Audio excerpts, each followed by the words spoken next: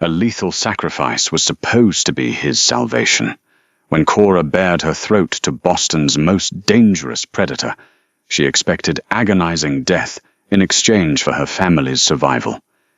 She never anticipated the monster would press his feverish lips to her pulse, whisper a desperate plea, and completely rewrite history. Cold rain lashed against the cobblestones of Beacon Hill as Cora Delphine slipped through the iron-wrought gates of the abandoned Rostavor estate. She was 28, a brilliant hematologist at Boston Medical Center, and utterly out of options. Her younger sister Isabella lay dying in a sterile room at Etheris Biotech, consumed by a rapidly mutating strain of aplastic anemia that defied every conventional medical protocol. Dr. Alaric Cross, the lead researcher at Etheris, had quietly suggested Isabella's case was hopeless, subtly urging Cora to sign the DNR. But Cora knew Dr. Cross was hiding something. She had seen the classified files left open on his terminal. She had seen the anomalous cellular regeneration in the blood samples he kept locked in the sub-basement. They were not human. The mythical underworld of vampires was not a gothic fantasy. It was a heavily guarded, corporate-sponsored reality. Cora had tracked the source of those miraculous regenerative blood samples to this very estate. Beneath the decaying mansion lay a subterranean prison holding the original donor.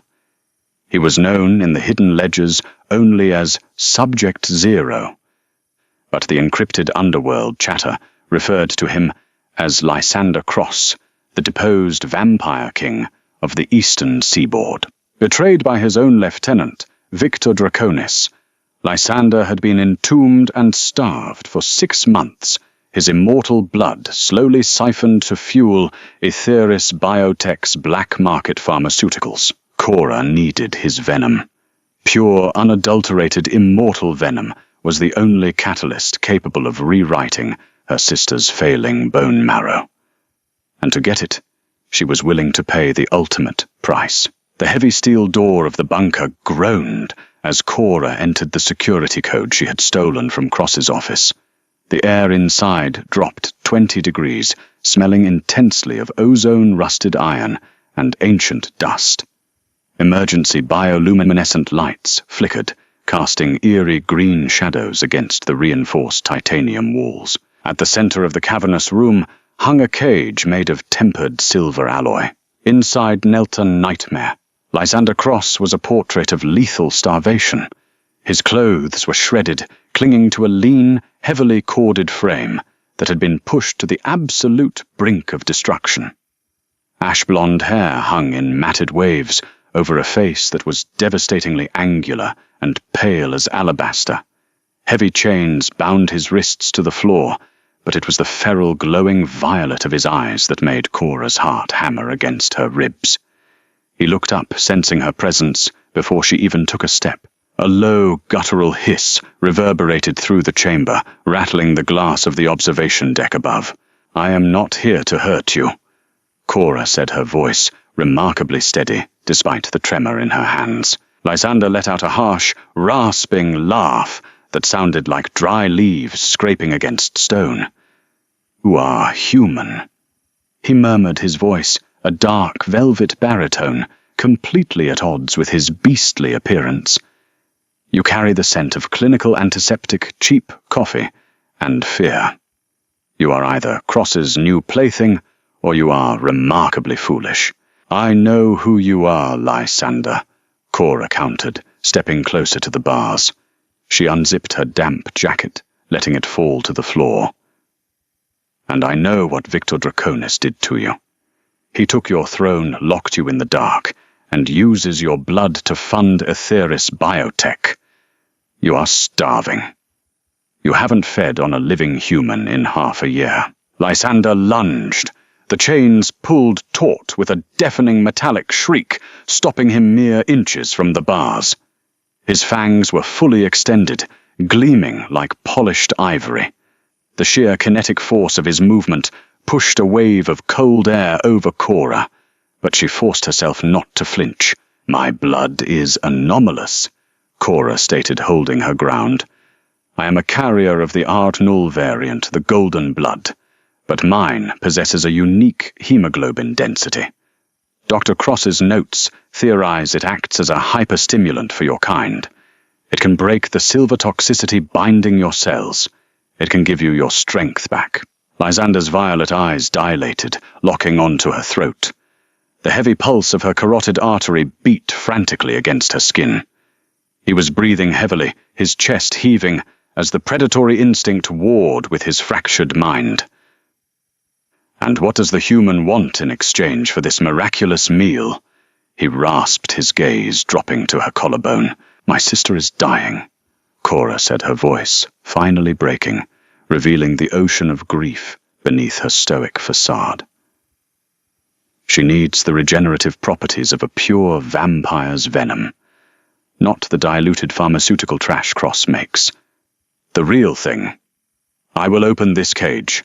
I will offer you my neck. You can drink as much as you need to break those chains. All I ask is that before I die, you bite your own wrist and let the venom drip into this vial. She pulled a glass centrifuge tube from her pocket.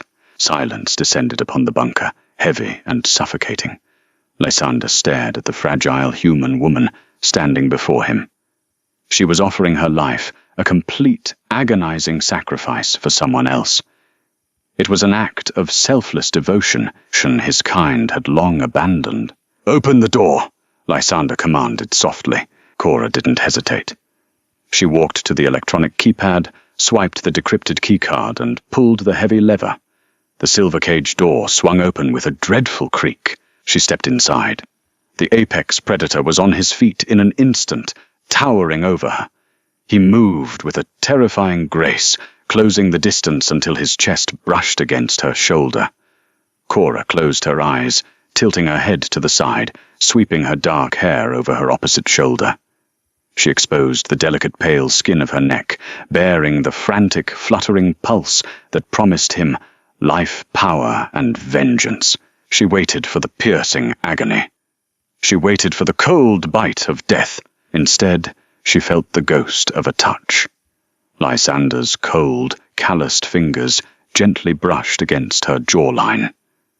He leaned in his breath, a freezing caress against her skin. But teeth did not break her flesh. Lysander pressed his soft, feverishly cold lips directly over her erratic pulse.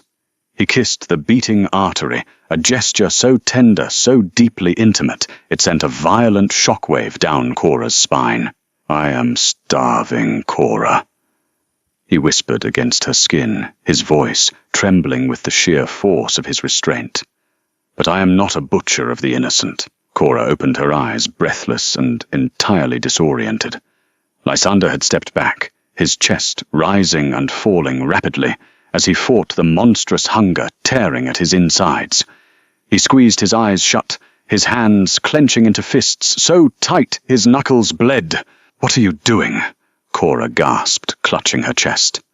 Take it. If you don't feed, you won't have the strength to break the titanium links holding your chains to the floor. If I drink from the vein in my current state, I will drain you dry before I realize what I have done. Lysander growled, his violet eyes snapping open. The feral hunger in them had been tempered by a blinding, ancient resolve. I have lived for 6 centuries, Miss Delphine. I have seen empires crumble and oceans swallow cities. I will not regain my throne on the corpse of a woman who offered herself for love. He took a sharp breath, staring at the centrifuge tube in her hand. But you are correct about your blood. I can smell it. It hums like electricity. A single drop of that R0 variant will act like adrenaline to my system. I don't need to kill you. I just need a taste. Cora stared at him, fundamentally, rethinking everything she knew about the monsters of the underworld. She reached into her pocket, withdrew a sterilized surgical scalpel, and drew a shallow, precise line across her own palm. Bright crimson welled up instantly, rich and heavy. She held her hand out to him. Lysander fell to his knees. He took her hand with a reverence that made Cora's breath hitch. He brought her bleeding palm to his lips and dragged his tongue across the cut.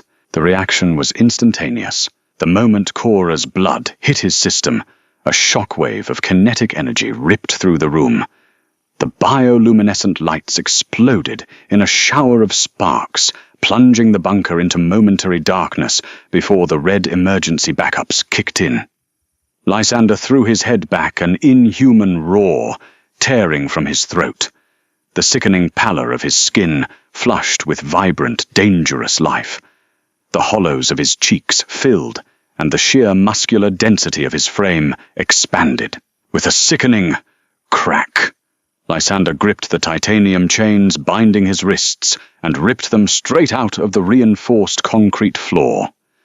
Dust and debris rained down as he stood up, fully restored, radiating a terrifying, suffocating aura of absolute power. He looked at Cora, his eyes no longer crazed, but burning with a cold, calculating intellect. He brought his own wrist to his mouth, pierced his skin with his elongated fangs, and held his bleeding arm over her glass vial. Thick, iridescent venom, the purest essence of immortal life, flowed into the tube. "Take it," Lysander commanded, his voice echoing with regal authority. "Save your sister." Before Cora could secure the cap, the heavy steel door of the bunker blew inward with a deafening explosion.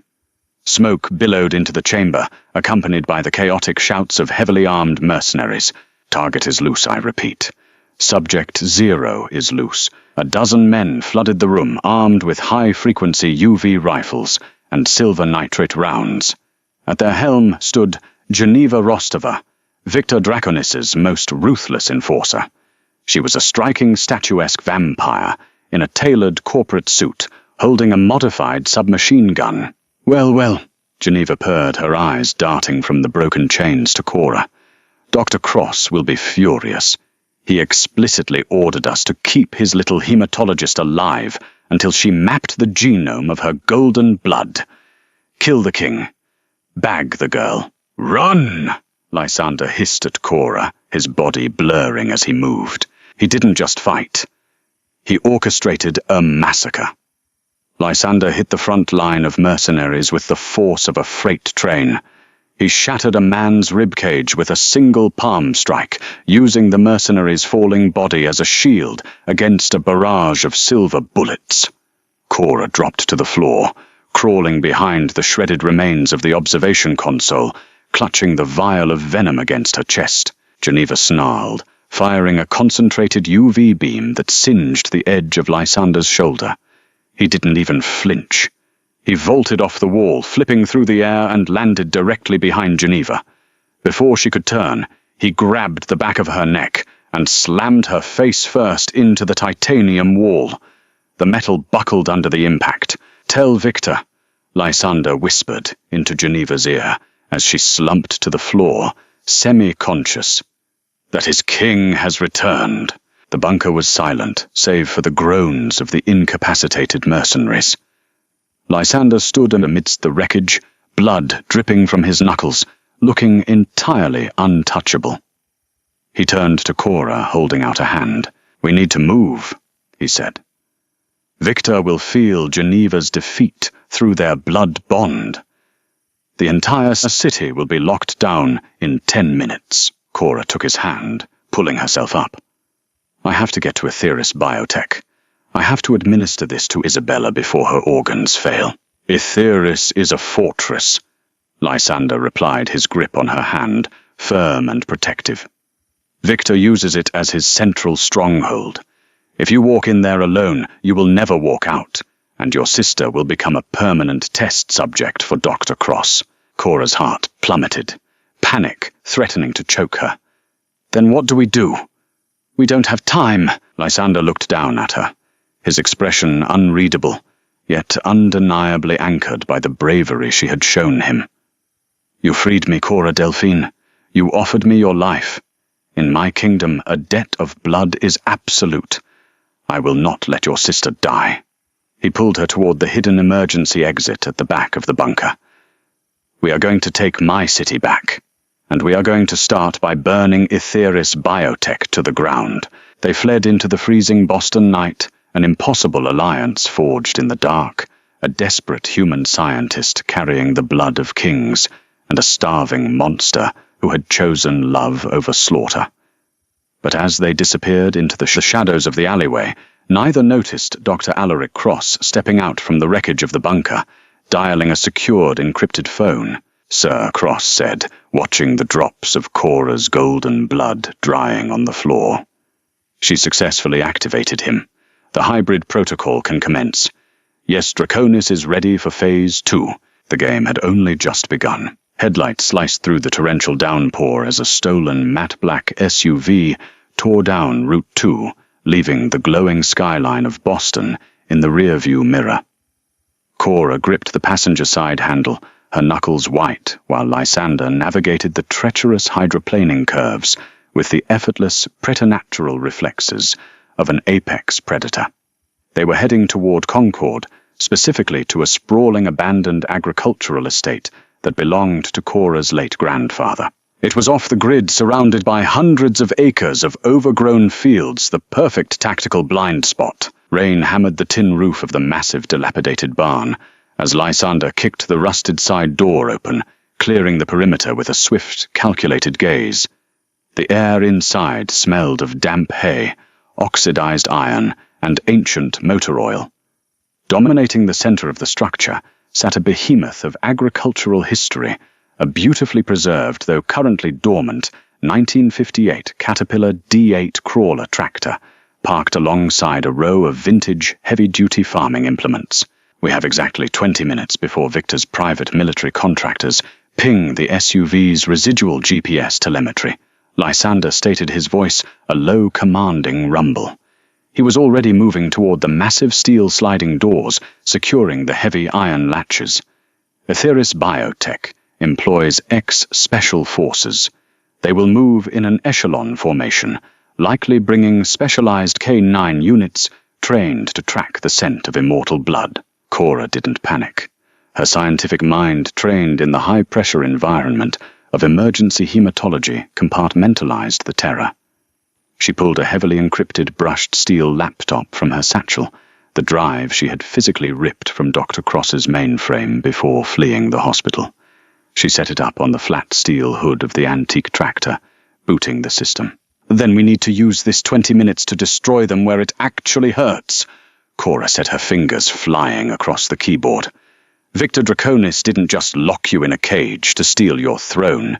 He built a multi-billion-dollar pharmaceutical empire on your suffering. Etheris is publicly traded in Kendall Square. If I can bypass Cross's secondary firewall, I can access the raw clinical data of their human trials." Lysander paused, watching her with a mixture of ancient curiosity and profound respect. For centuries he had ruled a hidden aristocracy built on fangs and bloodshed.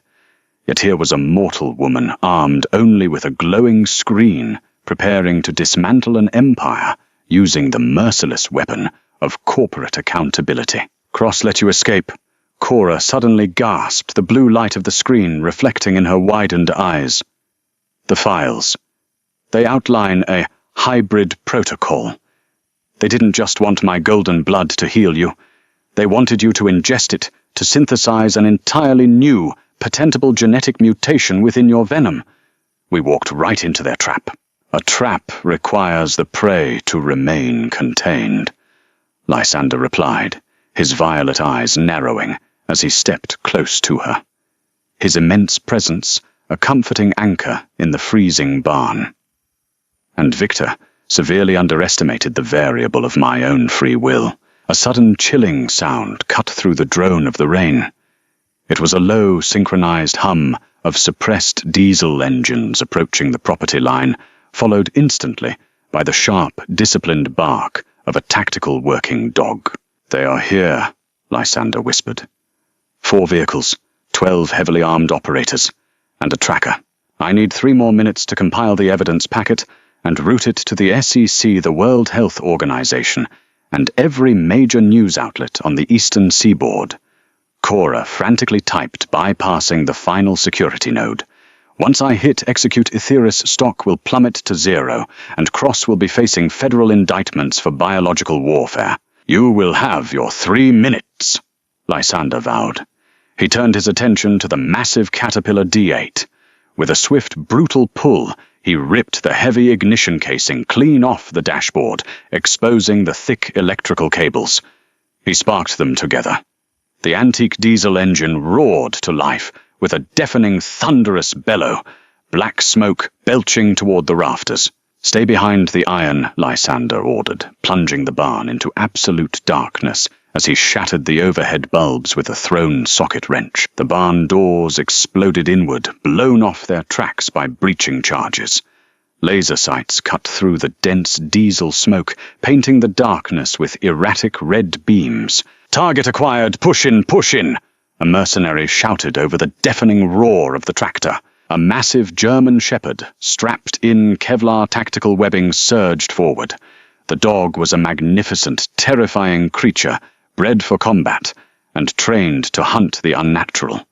It bypassed the loud machinery, locking onto Lysander's scent, baring its teeth in a vicious snarl as it lunged into the shadows. But Lysander did not strike the animal. As the dog leaped jaws snapping toward his throat, Lysander dropped to one knee, locking his glowing violet eyes directly with the canines. He released a wave of pure, dominant alpha energy, an ancient psychic weight that separated the true kings of the wild from mere pretenders. The German shepherd froze in midair, landing softly on its paws. The dog whimpered, once the aggressive posture dissolving instantly, and sat obediently at Lysander's side. "Good boy," Lysander murmured before vanishing into the smoke. The ensuing engagement was not a fight. It was a surgical dismantling. Lysander utilized the heavy agricultural machinery as perfect tactical cover, moving with the terrifying efficiency of a phantom.